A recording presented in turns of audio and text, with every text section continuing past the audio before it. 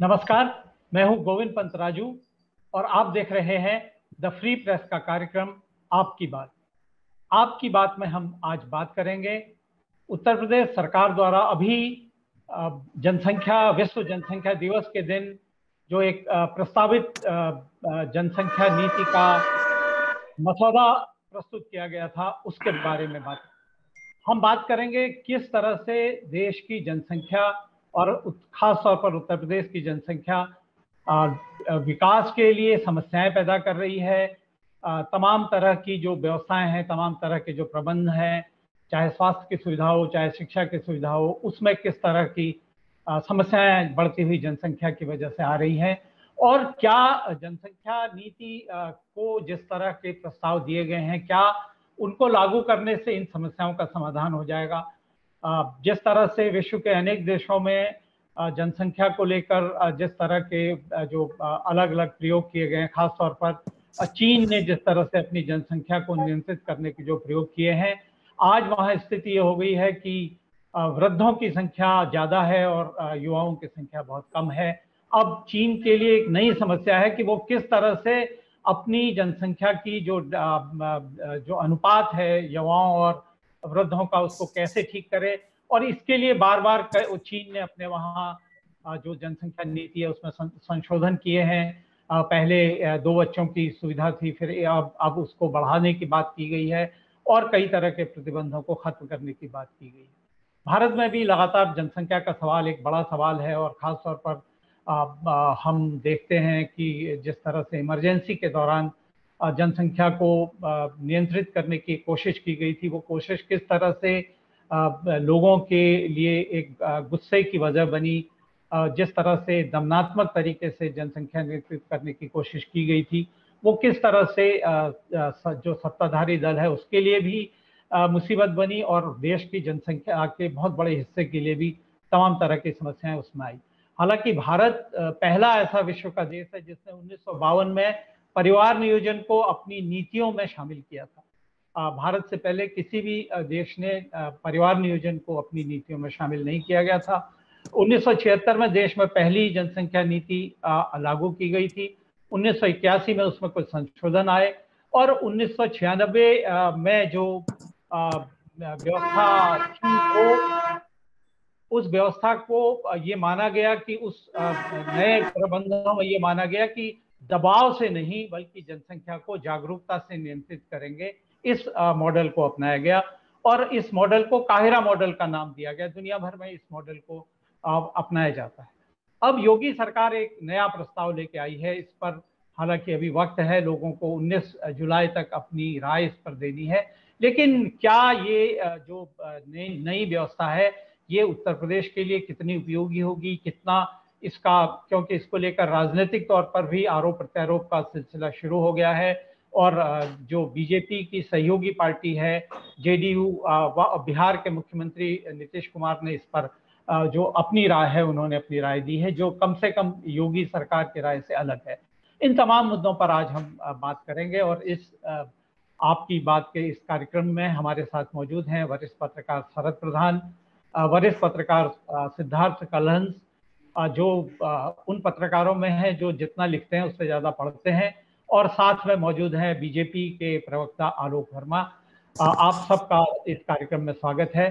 सबसे पहले बातचीत की शुरुआत में आलोक जी आपसे करना चाहता हूं। जो योगी सरकार का प्रस्ताव है इसको आप किस रूप में देखते हैं? इसको उत्तर प्रदेश के लिए आप कितना लाभदायक मानते हैं? देखिए गोविंद सर, मुझे लगता है कि चिंता का सबब है। ये केवल उत्तर प्रदेश के लिए नहीं, पूरे देश के लिए चिंता का सबब है। जो जिस तरीके से हमारी आबादी बढ़ रही है, 1 अरब 40 लाख के 40 करोड़ के आसपास हिंदुस्तान की आबादी है। और जहां तक मैं अगर गलत नहीं हूं तो 22 करोड़ के आसपास उत्तर प्रदेश की आबादी पहुंच रही है। तो अगर यही आबादी इसी तरह से आबादी बढ़ती रही, इसी तरह के लोगों की जनसंख्या बढ़ती रही, तो निश्चित रूप से संसाधन उतने ही हैं, इंफ्रास्ट्रक्चर उतना ही है, जमीनें हमारे पास उतनी ही हैं, खेत खलिहान हमारे पास उतने ही हैं।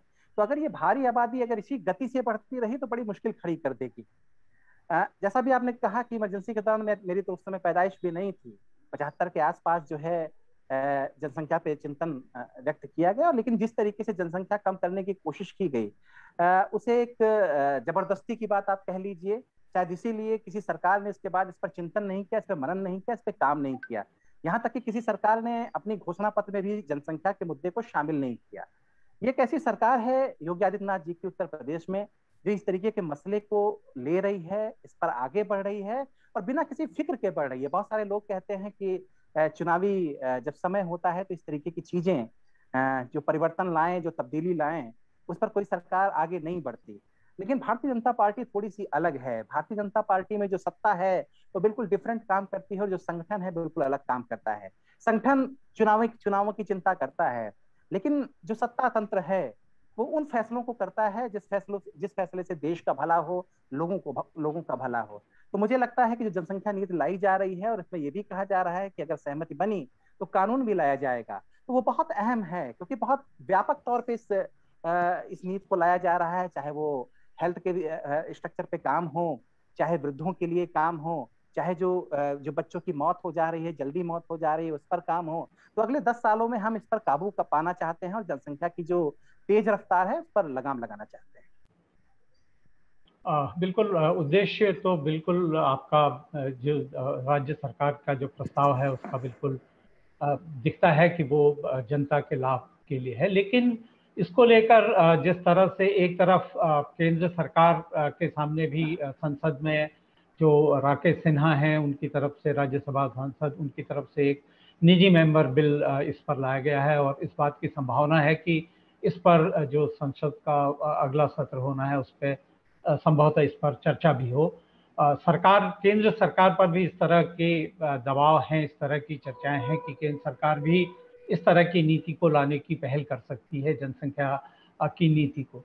हालांकि 15 फरवरी 2000 को जो जनसंख्या नीति लागू की गई थी उसमें ये बात मानी गई थी कि 2045 तक, सन 2045 तक जो जनसंख्या है उसको हम स्थिर जनसंख्या के लक्ष्य में हम पहुंचेंगे।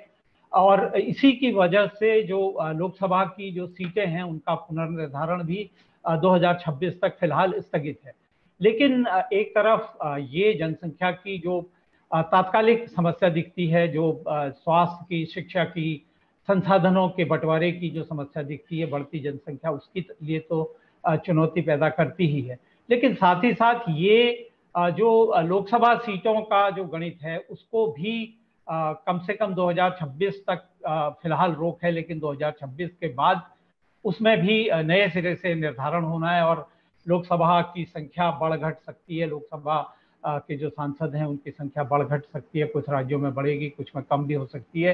तो एक नई तरह का समीकरण पैदा होगा। तो ये भी दिखता है कि इसके साफ साफ राजनीतिक मकसद भी हैं और राजनीतिक मायने भी हैं। सिद्धार्थ जी, आप किस रूप में इसको देखते हैं, इस नई उत्तर प्रदेश सरकार की नीति और जो 2026 तक जो सांसदों की का जो पुनर्निर्धारण होना है सीटों का उसको? गोविंद जी, पहले मैं आपको बता दूं कि जो पॉपुलेशन स्टडीज है इसके पैराडाइम समय के हिसाब से बदलते रहते हैं। आपने अभी इमरजेंसी के समय का जिक्र किया और 1952 से हमारे यहाँ परिवार नियोजन को शामिल किया गया और उसके बाद से इमरजेंसी में आते आते इसको सख्ती के साथ लागू करने की हिमायत की गई।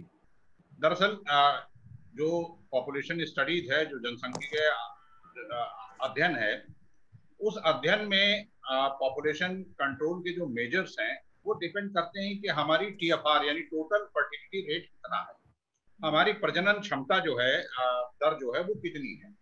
तो हमारे प्रजनन दर उस समय निसंदेह चिंताजनक थी, विश्व के तमाम विकासशील देशों से अधिक थी। अभी की स्थिति जो है वर्तमान की, मैं आपको इसमें उत्तर प्रदेश का भी एक खास तौर पर जिक्र करूंगा कि अभी की जो स्थिति है कि कहीं से भी हम जनसंख्या विस्फोट के मुहाने पर नहीं बैठे हैं। हमारी जो टोटल फर्टिलिटी का रेट है वो लगातार हमारा गिरता जा रहा है। मैं आपको इसमें समुदायों की बात कही गई है, शायद बहस के अगले हिस्से में मैं आपको समुदाय विशेष को लेकर जो भ्रांतियां हैं उनको भी दूर करूंगा। लेकिन अभी मैं बता दूं कि देखिए, जनसंख्या पर जो लगाम लगाने की बात कही जा रही है, अभी हमारा जो फर्टिलिटी रेट है वो फर्टिलिटी रेट अगर आप मान के चले तो हमारा 2.2 के आसपास का हमारा फर्टिलिटी रेट है। 1.9 के आसपास इसको लाने की कोशिश की जा रही है, कहा जा रहा है जनसंख्या की नीति। जी अब हमारी जो ग्रोथ रेट घट रही है, अगर हम उसका रेशियो देखें तो हमें, हमारे लिए ये चिंता का विषय है कि हमारा जो फर्टिलिटी रेट है, हमें इस फर्टिलिटी रेट को एक सर्टेन लेवल से नीचे नहीं जाने देना है।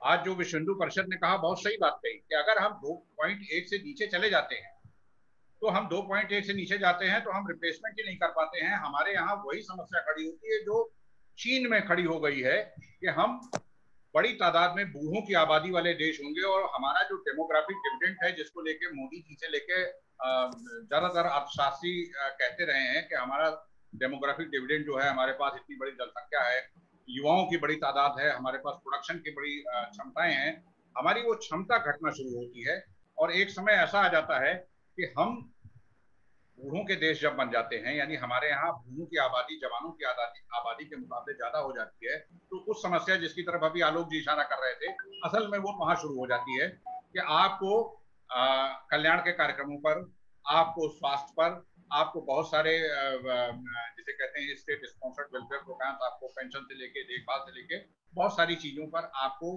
अधिक पैसा खर्च करना होगा, और प्रोडक्शन के तौर पर आपके पास बहुत कुछ नहीं आ रहा होता है। तो मैं कहता हूं कि जो पॉपुलेशन पॉलिसी है और इस पॉलिसी के पीछे जो मोटिव है, दरअसल ये मोटिव हमारे पास 1991 के पहले तक, जब हम हमारा TFR यानी टोटल फर्टिलिटी रेट ज्यादा था, उस समय तक तो इसकी उपयोगिता थी। अभी हम जिस तरह से गिरावट की तरफ बढ़ रहे हैं, तो हमारी उपयोगिता इसकी वो खत्म होती जा रही है। तो हमारी स्थिति ये है कि हमारा जो हम नेचुरल स्टेबलाइजेशन की प्रोसेस की तरफ बढ़ रहे हैं। माना यह जा रहा है कि 2030 आते आते हमारी जनसंख्या का स्थिरीकरण हो जाएगा, हम स्थिर हमारी जनसंख्या हो जाएगी। तो समस्या हमारे पास इस समय जनसंख्या विस्फोट की बिल्कुल नहीं है। हमारे पास जनसंख्या का स्टेबलाइजेशन का जो नेचुरल प्रोसेस जो चल रहा है, वो ऑलरेडी चल रहा है। ऐसे में मुझे लगता है कि ये जो पॉपुलेशन पॉलिसी है, इसके अलावा बहुत सारी पॉलिसीज की भी जरूरत है, बहुत सारी चीजों की जरूरत है, उन पर ध्यान देना चाहिए। और सबसे बड़ी बात है कि आज हम चाइना से मुकाबला करने की बात कर रहे हैं। आपने चाइना की स्थिति देखी, अब चाइना में ज्यादा बच्चे पैदा करने पर इनाम देने की बात कही जा रही है, दिया जा रहा है, बोनस देने की बात कही जा रही है। कारण क्या है? कारण यही है कि बड़ी तादाद में चाइना में एल्डरली पीपल की पॉपुलेशन ज्यादा हो गई। चाइना में प्रोडक्शन जो है करने वाले लोग, उत्पादन के योग्य जो जनसंख्या है, उस जनसंख्या गिरी है। उत्तर प्रदेश का मैं आपको एक उदाहरण दे दूं। उत्तर प्रदेश हमारा, आप सभी लोग जानते हैं कि Uttar Pradesh basically consuming state है, हम कंज्यूमर स्टेट हैं। हम उतना प्रोडक्शन नहीं करते हैं जितना हम कंज्यूम करते हैं। तो जाहिर सी बात है कि हमारे यहाँ ऑलरेडी प्रोडक्शन की जो गुंजाइशें हैं, उन जिन गुंजाइशों को बढ़ाने के लिए बहुत सारी कवायद की जाती रही है लगातार समय समय पे। हमारे पास अगर कंज्यूमिंग स्टेट हम हैं, हमारे पास प्रोडक्शन के लिए एडिक्वेट मैन पावर, जो नौजवान होगा, ताकतवर होगा, काम कर सकने योग्य होगा, अगर हम उसकी तादाद में गिरने लगेंगे तो हमारी स्थिति बहुत सारे ऐसे राज्य जिनसे आज हम आगे होने का दावा करते हैं, कुछ ही ऐसे राज्य जिनसे हम आगे होने का दावा करते हैं, हम उनसे कहीं बहुत पीछे चले जाते हैं। तो ये स्थिति अभी फिलहाल की है कि जनसंख्या का विस्फोट हमारे यहाँ वो एक समस्या नहीं है। टोटल फर्टिलिटी रेट हमारा नेचुरल प्रोसेस में जिस तरीके से गिर रहा है, हम जनसंख्या के स्थिरीकरण यानी स्टेबलाइजेशन के दौर में पहुंच रहे हैं, करीब करीब पहुंच गए हैं। और जो किसी भी तरीके से विश्व हिंदू परिषद ने आज जो बात कही है, उसको ब्रश असाइड नहीं करना चाहिए। बहुत तार्किक बात कही है, बहुत तार्किक बात कही है, बिल्कुल जी। लेकिन जैसे जो स्टेट ऑफ वर्ल्ड पॉपुलेशन की जो रिपोर्ट थी, उसमें 2010 से 2019 तक भारत की जो जनसंख्या वृद्धि की दर है उसको 1.21% बताया गया था, और ये भी कहा गया था कि ये चीन से दुगनी है। तो कहीं न कहीं ये ठीक है कि 2030 के आसपास हम स्थिरता की स्थिति में होंगे, और जिस तरह से जो योगी सरकार का भी जो प्रस्तावित जो नीति है, वो भी 2021 से 2030 तक के लिए प्रस्तावित की गई है। और उसमें जिन चीज़ों की बात की गई है, उसमें जिस तरफ आपने इशारा किया, इस बात का भी जिक्र है कि शिक्षा इस तरह से दी जाए कि जिसमें जो वृद्धों के लिए सम्मान, वृद्धों की देखरेख का भी लोगों को जागरूकता बढ़ाई जाए। जागरूकता बढ़ाने की बात भी इसमें है, लेकिन साथ ही साथ ये बात भी है, जैसे आपने कहा विश्व हिंदू परिषद की तरफ से जो कार्यकारी अध्यक्ष आलोक कुमार हैं, उन्होंने कहा है, और संभवतः आज उन्होंने अपना प्रत्यावेदन भी शायद जो विधि आयोग है उसको दिया होगा, उन्होंने कहा है कि ये जो वृद्धि दर जो ये नई जनसंख्या नीति है, हमको इसके बारे में सोचना चाहिए, क्योंकि जनसंख्या को जिस तरह से हमारे लिए ये इतनी बड़ी समस्या नहीं है, इससे बहुत सारे जो आगे के गणित हैं वो गड़बड़ा सकते हैं, जैसा चीन का उदाहरण आपने दिया। शरद जी, जो जिस तरह से विश्व हिंदू परिषद ने इस उत्तर प्रदेश सरकार की पहल को सवालों के घेरे में उठाया है, कुछ सवाल किए हैं, और उन्होंने इस बात पर जोर दिया कि जागरूकता के जरिए ये काम ज़्यादा किया जाना चाहिए, ये नीति से ज़्यादा जागरूकता से हो।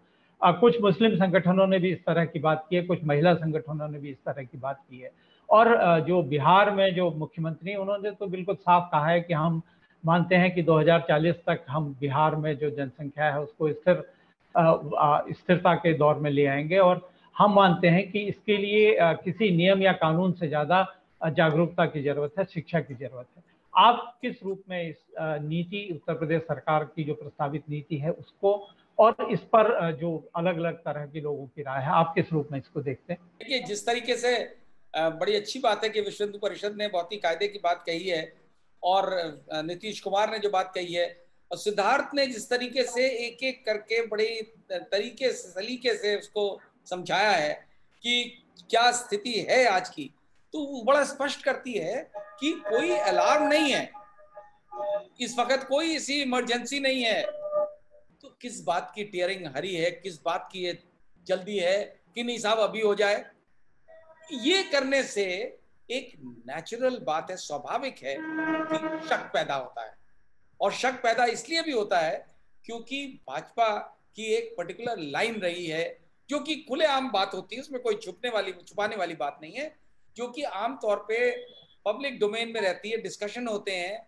तो भाजपा के समर्थन वाले लोग जो हैं वो हमेशा से ये एक धारणा बनाए हुए हैं कि हिंदुस्तान की जो बढ़ती हुई आबादी है, जो कि वाकई में मैटर ऑफ कंसर्न है, उसके लिए केवल मुसलमान जिम्मेदार है। जब ये धारणा आप क्रिएट करेंगे जो कि सच नहीं है, सच पे आधारित नहीं है, वो अपनी जो पॉलिटिकल रीजंस हैं जिसकी वजह से फैलाया जाता है, तो आदमी ऐसा करने पे कि एकदम से आपने लॉ कमीशन से रिपोर्ट बनवा ली, उसके बाद उसको लिया है कि साहब इसका कानून बनाने के लिए रास्ते पे आगे बढ़ रहे हैं, तो ये शक होना लाजमी है, ये सस्पेशन होगा कि आप इस उद्देश्य से करें, क्योंकि इलेक्शन बिल्कुल पास में है।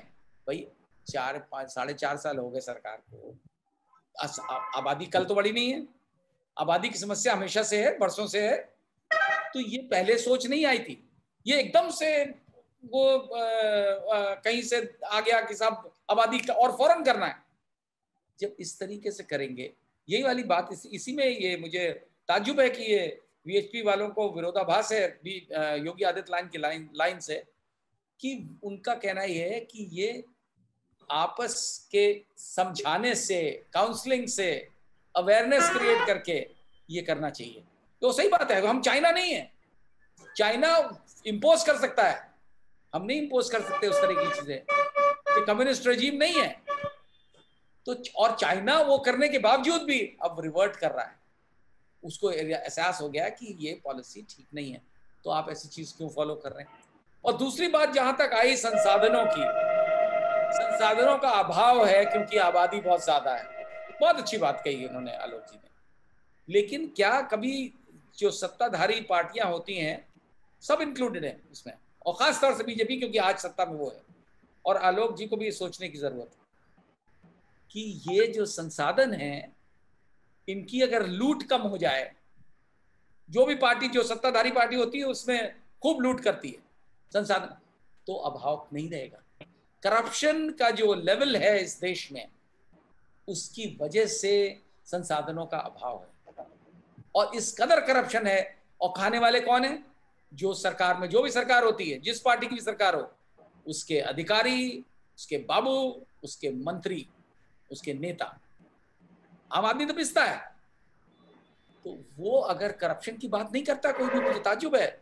और योगी आदित्यनाथ जैसे व्यक्ति जिनको बारे में कहा जाता था कि भाई वो तो जीरो टॉलरेंस टू करप्शन, हम भी मानते थे उनको, और वो साधु हैं, उनके पास जो है उनसे उम्मीद की जा रही थी कि हम तो कहते थे कि बहुत जमाने बाद कोई उत्तर प्रदेश में ईमानदार मुख्यमंत्री आया, लेकिन भ्रष्टाचार का क्या आलम है सबको मालूम। आज सरकार में बैठे लोग जो योगी आदित्यनाथ के साथ काम करते हैं, बड़े बड़े अधिकारी, वो हंस के कह देते हैं कि साहब हमने तो सुना है कि रेट बढ़ गया।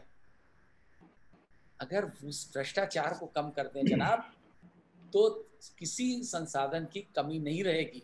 फिर आपको नहीं सोचना पड़ेगा कि आबादी से के जरिए से कम होगी। ये बात काफी हद तक सही है, लेकिन ये भी साथ साथ हमको स्वीकार करना चाहिए कि बढ़ती जनसंख्या अपने आप में एक समस्या तो है ही। ये ठीक है कि युवाओं की संख्या कम, वृद्धों की संख्या ज्यादा, इस तरह के जो समीकरण हैं वो जो प्रबंधन है, जो हमारा डेमोग्राफिक जो डिविडेंड है, जिसकी बात सिद्धार्थ जी ने भी की, प्रधानमंत्री नरेंद्र मोदी हमेशा कहते हैं कि ये भारत की सबसे बड़ी हमारे संसाधन, सबसे बड़ा संसाधन है, उसमें गड़बड़ियां हो सकती हैं। लेकिन उत्तर प्रदेश की जो योगी सरकार है वो जिस तरह से जो प्रस्ताव है, उस प्रस्ताव में एक तरफ तो इस तरह की जिक्र है कि वो जो महिलाओं के स्वास्थ्य के लिए ज़्यादा काम किया जाएगा, जो जन्म के वक्त जो मृत्यु हो जाती है बच्चा जच्चा की, उनको रोकने की कोशिश की जाएगी, शिक्षा का स्तर सुधारने की कोशिश की जाएगी, बच्चियों की कम उम्र में शादी और कम उम्र में बच्चे पैदा करने का जो एक प्रथा है उसको रोकने के लिए जागरूकता बढ़ाई जाएगी। इस तरह की बहुत सारी बातें हैं जो एक तरह से दिखाती हैं कि कहीं व्यवहारिक धरातल पर भी इस नीति के बारे में सोचा गया।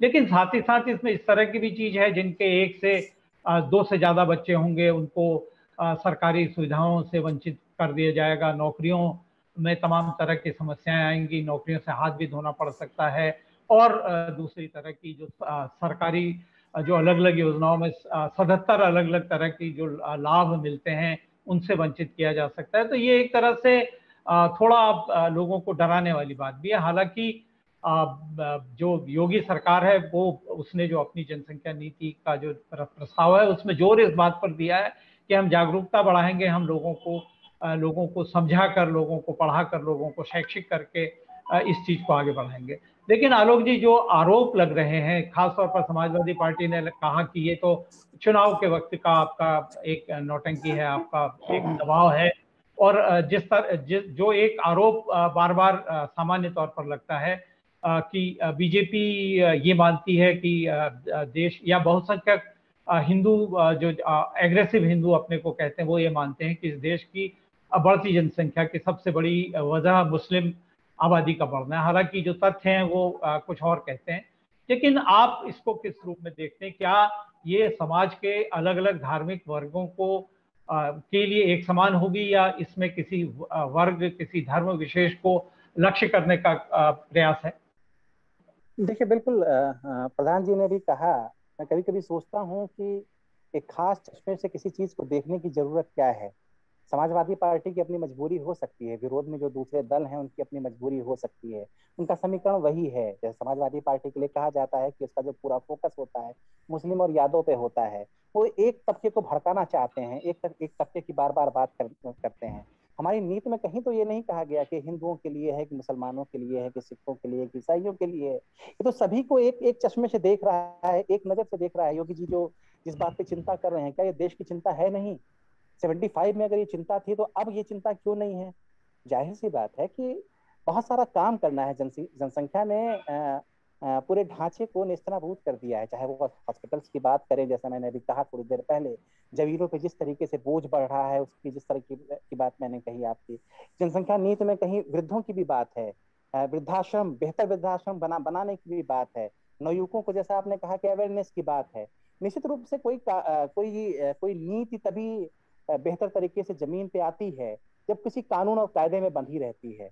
तो अगर 75 में जिस तरीके की बात अभी बहुत सारे साथियों ने हमारे कही कि उस समय बल का प्रयोग किया गया था, नसबंदी तक की बात उस समय निकल के सामने आ रही थी, और जबरदस्ती नसबंदी तक की बात निकल के सामने आ रही थी। योगी सरकार इस तरह कुछ करने नहीं जा रही है।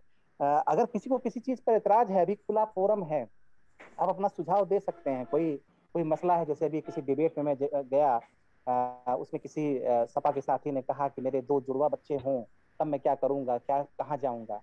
तो उसकी भी चिंता जो है इस नीति में की गई है कि अगर जुड़वा बच्चे हो जाते हैं तो उस पर किसी को चिंता करने की जरूरत नहीं है। और अगर दूसरे सुझाव भी अगर हैं तो उसको भी सरकार स्वैच्छिक तौर पे लेने को तैयार है और खुले मन से लेने को तैयार है। दूसरी बात जो मैं कहना चाहूंगा, जो बहुत सारे लोग ये कहते हैं कि ये समय क्या, इस समय लाने की जरूरत क्या, तो जिस समय पिछले 1.5 साल पूरे सरकार के किसमें बीत गए, महामारी के काल में बीत गए, पूरा का पूरा ध्यान सरकारों का, क्या चाहे वो उत्तर प्रदेश की सरकार हो या देश दुनिया की सरकार हो, पूरा का पूरा ध्यान सरकारों का रहा कि कैसे महामारी से निपटा जाए, कैसे लोगों की जिंदगी बचाई जाए। इसमें इस तरीके के जो दूसरे फैसले हैं वो कहीं ना कहीं टले। अब सरकार को काम करना है, तेजी से काम करना है, तो योगी सरकार उसी दिशा में आगे बढ़ रही है। तो मुझे लगता है कि किसी को किसी खास चश्मे से देखने की जरूरत नहीं है। जो नीति बनेगी, जो कानून बनेगा, वो हिंदुओं के लिए भी होगा, वो मुसलमानों के लिए भी होगा, वो सिखों के लिए भी होगा, ईसाइयों के लिए भी होगा। और अगर किसी को किसी खास विषय पर चिंता है तो वो सरकार के सामने चीजों को रख सकती है, तो उस पर भी विचार मंथन होगा। बिल्कुल ठीक बात आपने कही है। सरकार ने 19 जुलाई तक का वक्त दिया है और बहुत सारी उस जो प्रस्ताव है उसमें जैसे जुड़वा बच्चों के बारे में है कि अगर दूसरी बार गर्भवान जो किसी दंपत्ति के जुड़वा बच्चे होते हैं तो उन पर वो 3 संतान का प्रतिबंध उन पर लागू नहीं होगा। या किसी के निशक्त बच्चे होते हैं, दोनों बच्चे निशक्त हैं तो उनको भी तीसरी संतान के लिए किसी तरह की बाधा नहीं होगी। दोनों बच्चा, हाँ जी, इस तरह की बातें भी उसमें हैं। लेकिन सिद्धार्थ जी, जो एक सवाल है उत्तर प्रदेश की जनसंख्या को लेकर, जो 2011 में लगभग 23 करोड़ जिसका आकलन था, और इसमें जो हिंदुओं की आबादी थी वो 79.73% थी और मुस्लिम आबादी 19.26% थी, जो कि इसकी पहली जनगणना की तुलना में थोड़ा मुस्लिम आबादी बढ़ी थी और थोड़ा हिंदू आबादी घटी थी। और ये एक बड़ा सामान्य कॉमन परसेप्शन हिंदुस्तान में इस तरह का बनाया जाता है, खासतौर पर जो राजनीति करने वाले लोग हैं, कि जो मुस्लिम जनसंख्या है वो बढ़ती जा रही है और हिंदू अल्पसंख्यक हो जाएंगे। इस तरह की जो स्थिति है, आप इस बारे में क्या नजरिया रखते हैं? गोविंद जी, मैं जो आंकड़े आपको देने जा रहा हूं, ये आंकड़े मोदी सरकार की तरफ से जारी किए गए हैं और मेरे पास और कोई स्वतंत्र एजेंसी का आंकड़ा नहीं है। ये वर्तमान सरकार की तरफ से जारी किए गए आंकड़े हैं और उस आंकड़ों को मैं देख रहा हूं तो मुझे दिखा रहा है 2001 से लेकर 2011 के बीच में जो हिंदू आबादी की ग्रोथ रेट है, वृद्धि की दर है, वो 3.5% गिरी है और इसी की तुलना में जो मुसलमानों की आबादी है उसकी जो ग्रोथ रेट है वो 4.9% गिरी है। भारत में किसी एक समुदाय में, ये मेरे आंकड़े नहीं है, मोदी सरकार की तरफ से जारी किए गए, जो सबसे ज्यादा फॉल हुआ है ग्रोथ रेट में वो मुसलमानों की जनसंख्या में हुआ है। अब आप आ जाइए कि जनसंख्या में इनकी वृद्धि दर तो कम हो रही है, फर्टिलिटी रेट वो हिंदू और मुसलमानों के अलग अलग है, फर्क है। एक हिंदू महिला, उसकी फर्टिलिटी रेट वो 2.13% है और मुसलमान महिला की 2.61% है। यानी कि 100 हिंदू महिलाएं मिलकर 213 बच्चे पैदा करती हैं और 100 मुस्लिम महिलाएं मिलकर 261 बच्चे पैदा करती हैं। लेकिन जिसकी बात हो रही है मृत्यु दर को अगर जब आप इसमें से निकालते हैं तो हिंदू महिलाओं के 209 बच्चे जीवित बचते हैं और मुस्लिम महिलाओं के 214 बच्चे जीवित बचते हैं। तो ये देखिए, ये वो वाला फार्मूला है कि हिंदू बढ़ रहे हैं कि मुसलमान बढ़ रहे हैं। टोटल फर्टिलिटी रेट दलितों के बीच पूरे दक्षिण एशिया में सबसे ज्यादा है, पूरे दक्षिण एशिया में, केवल हिंदुस्तान नहीं, पूरे दक्षिण एशिया में सर्वाधिक, वो 3% से ऊपर जाता है। इस समय दक्षिण एशिया के किसी भी मुल्क में 3% से ऊपर नहीं है, लेकिन दलितों के बीच में ऐसा है TFR। तो अब इसको देखें, अब ये कहा जा रहा है कि जो समुदायों के बीच में असंतुलन है, हम इसी डेटा को आधार मानते हैं। हम कहते हैं ग्रोथ रेट भी यहीं रुक गई, जो जहां है वहीं है, कोई ग्रोथ का डिक्लाइन नहीं हो रहा है। इस आधार पर भी अगर देखें तो आज से 80 साल बाद, यानी 2100 में 2100 में इस देश में 157 करोड़ हिंदू और 39 करोड़ मुसलमान होंगे और अगर ग्रोथ रेट रिवर्स हो जाए तो दोनों की आबादी को बराबर होने में 2340 साल लगेंगे। रिवर्स हो जाए ग्रोथ तब 2340 साल। ये असलियत है कि ग्रोथ रेट, जनसंख्या की ग्रोथ रेट मुसलमानों की हिंदुओं से कहीं ज्यादा है। जो ग्रोथ रेट गिरने की है, वृद्धि दर में गिरावट, वो सर्वाधिक है। तो ये स्थिति दरअसल है। और क्या स्थिति प्रेजेंट की जाती है जनसंख्या के नीति में? क्या कहा जाता है कि समुदायों के बीच में असंतुलन। हमारे देश में कुछ समुदाय ऐसे हैं जहां 1% से भी कम है TFR, टोटल फर्टिलिटी रेट। बिल्कुल। तो ये वस्तु स्थिति है जिसको अब अभी कहा आलोक जी ने कि वे 75 में जबरदस्ती की गई थी। देखिए 1965 में हरित क्रांति आई थी। इस देश में खूब बढ़ा गेहूं चावल का उत्पादन। गेहूं चावल का बढ़ा उत्पादन आज किसानों के लिए भी दिक्कत है, सरकार के लिए भी दिक्कत है, दाम मिलने के मामले में दिक्कत है, स्टोरेज के मामले में दिक्कत है। समय के अनुसार आवश्यकताएं बढ़ती बदलती रहती हैं। वो समय था जब हमें खाने के लिए PL-80 गेहूं अमेरिका से मंगाना पड़ रहा था। आज आपके पास इतना गेहूं है कि आप बेचने के लिए खड़े रहते हैं कि भी कहाँ बेच दें, क्योंकि आपके पास इतना ज्यादा स्टोर होता है। तो तब हरित क्रांति की आवश्यकता थी। कब हमें जनसंख्या, देखिए मैं आपको कह रहा हूँ ना, पॉपुलेशन स्टडीज जो है, जनसंख्या पर जो अध्ययन होते हैं, उस अध्ययन में मानक समय समय पर बदलते रहते हैं। हमारे मानक जो 91 के पहले थे वो आज नहीं है। जिस तरह अर्थशास्त्र में समय समय पर चीजें पैरामीटर्स बदलते हैं, उसी तरह से पॉपुलेशन स्टडीज में या पॉपुलेशन डेवलपमेंट के बारे में कोई भी नीति बनाते समय वो अलग अलग समय पे उसके अलग अलग मानक तय होते हैं। तो इस समय की स्थिति जो मैं आपसे कहा, दुनिया की कोई स्टडी नहीं बता रही है कि हम जनसंख्या विस्फोट के मुहाने पे बैठे हुए हैं, जो आज से 31 साल पहले की UN की रिपोर्ट कह रही थी। आज हम नहीं बैठे हुए हैं। बिल्कुल वस्तु स्थिति यही है। लेकिन जो जमीनी हकीकत है वो, मैं केवल ये कहना चाह रहा था गोविंद कि इनकी सिद्धार्थ की बात पे कि इन्होंने जो बताया ये बहुत जरूरी है, इसके बारे में अवेयरनेस क्रिएट करना चाहिए। क्योंकि ये जो एक बना दिया गया है कि नहीं साहब ये मुसलमान ही बढ़ा रहे हैं आबादी, ये तो इनकी बात से, इनके जो स्टैटिस्टिक्स हैं, ऑफिशियल स्टैटिस्टिक्स है, इससे डिस्प्रूव हो जाती है। और ये जो बहुत से लोग RSS की विचारधारा वाले इसको बहुत फैलाते हैं कि अगर नहीं किया, आप देख लीजिए जगह जगह व्हाट्सएप ग्रुप्स में भेजते हैं, तो मुसलमानों की आबादी हिंदुओं से बढ़ जाएगी और हमारा इस्लामिक देश हो जाएगा। ये एक धारणा, फॉल्स धारणा क्रिएट करने का प्रयास चल रहा है। निश्चित तौर पर जो राजनीतिक मकसद है वो इस तरह के सवाल बार बार उठाता है, और वो बहुत सारे राजनीतिक दल, सिर्फ बीजेपी ही नहीं, वो दूसरे राजनीतिक दलों को भी सूट करता है इस तरह के सवाल उठाकर लोगों को बांटने का जो तरीका है वो देश के तमाम राजनीतिक दल उसको इस्तेमाल करते हैं। और उत्तर प्रदेश तो इस मामले में बिल्कुल एक अलग तरह से ही जाना जाता है कि जहाँ पर कुछ राजनीतिक दल एक धर्म विशेष को अपना वोट बैंक बनाते हैं, दूसरे राजनीतिक दल एक धर्म विशेष को अपना वोट बैंक बनाने की कोशिश करते हैं, और इस तरह से अपने अपने हित की राजनीति करते हैं। लेकिन इन सारे सवालों के साथ, इन सारे मुद्दों के साथ हमको ये बात तो स्वीकार करनी ही चाहिए कि जनसंख्या पर नीति बनाना, जनसंख्या को लेकर जागरूकता बढ़ाना, ये आज वक्त की जरूरत है।